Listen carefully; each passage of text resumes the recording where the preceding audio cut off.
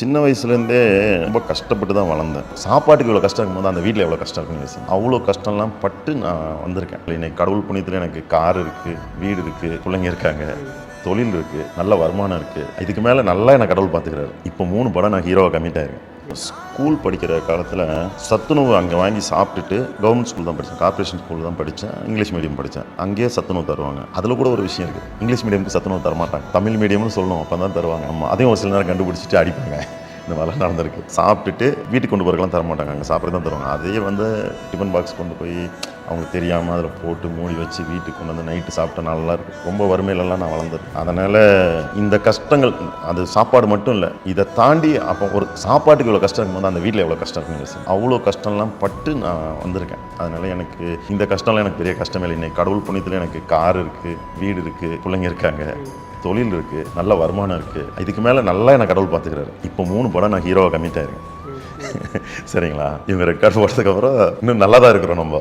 அது மாதிரி இருக்கிறனால எனக்கு இந்த கஷ்டங்கள்லாம் பெரிய கஷ்டமாக தெரியல. சரி, ஓகே. உங்களுக்கு பர்சனலி இதை கஷ்டமாக எடுத்துக்க மாட்டேன். இப்போ நீங்கள் உணவு அளிச்சிங்க இல்லையா, அங்கே வந்து சாப்பிட்டவங்க வந்து கேட்பாங்க இல்லையா? கரெக்ட். ஒரே ஒருத்தர் கேட்டார், ஒரு வாரம் 10 நாளைக்கு முன்னாடி கேட்டார். ஓ, இப்போ ரீசெண்டாக என்னன்னா சாப்பாடு போட்டுருந்தேன், இப்போ சாப்பாடே போடுறதில்ல அப்படின்னு ஒருத்தர் கேட்டார். ரொம்ப கஷ்டமாக இருந்துச்சு. ஆமாம், எனக்கு அதுக்கு உண்டான முயற்சிகளை எடுத்துக்கிட்டு இருக்காங்க பண்ணணும்னு சொல்லி. ஆனால் எனக்கும் மனசு திருப்தி இருக்குது. என்னன்னு கேட்டிங்கன்னா, ஒரு நாளைக்கு வந்து இன்னைக்கு ஒரு 25 பேருக்கு வந்து டெய்லி மதியம் சாப்பாடு கொடுக்குறதுக்கு ஒரு இடத்துல நான் காசு கொடுத்து பண்ணிக்கிட்டு தான் இருக்கேன். அவங்க வந்து என்ன பண்ணுறாங்கன்னா, எடுத்து ஒரு பையன் இருக்கான், அவன் 2 வீலரில் வச்சு 25 சாப்பாடு பார்சல், 25 தண்ணி பாட்டில் எடுத்து கொண்டு போய் ஏழைகளுக்கு கொடுத்துட்டு வந்துட்டு தான் இருக்கான். அதனால் எனக்கு அது மனநிறைவு தான். யாரோ ஒருத்தர் பசியாத்தினா போதுங்க, அப்போ எனக்கு அது ஒரு தடங்களாக இல்லை, நான் பண்ணிட்டு தான் இருக்கேன். இந்த இடத்துல பண்ணணும் அது நின்றுச்சுங்கிறது வந்து மன கஷ்டம் இருக்குது. ஆனால் நான் உங்கள் கையால் சாப்பிட்ருக்கேனா, நானா இந்த இடத்துல சாப்பிட்ருக்கேனா அப்படின்னு வந்து நிறைய பேர் சொல்லியிருக்காங்க.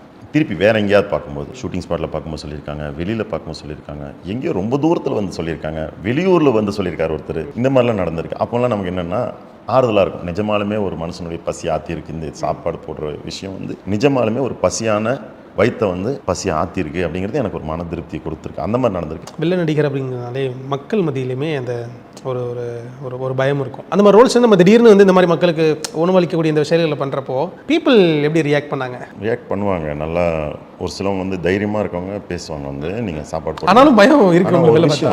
எனக்கு சினிமாவை தாண்டி இதுதாங்க பயங்கரமாக மக்கள் மத்தியில் போய் ரீச் ஆகிருக்கு. நிறைய பேர் என்ன படத்தில் நடித்த நடிகர்னு எங்கிட்ட பேசினதை விட எங்கிட்ட இந்த விஷயத்த சொல்லி பேசுகிறவங்க தான் ரொம்ப அதிகமானவங்க. அதுக்கப்புறம் ஒரு சிலவங்க சொல்லுவாங்க, சினிமாவில் வில்லனா நடிக்கிறவங்கெல்லாம் நிஜத்தில் நல்லவங்க அப்படின்னு. அது சொல்லும்போது நல்லா சந்தோஷமாக இருக்கும். நான் ரொம்ப நல்லவங்களெல்லாம் இருக்க முடியாதுங்க, நமக்கும் குறைகள் இருக்கும். எனக்கு பயங்கரமாக கோவம் வரும், நானும் தப்பு பண்ணுவேன் தான், எனக்கு கோவம் வரும், நமக்கு நிறைய மிஸ்டேக்ஸ் எல்லாம் இருக்கும். அதுக்கு நம்ம ரொம்ப நல்லவன்லாம் சொல்ல முடியாது. நானும் சராசரி மனசு.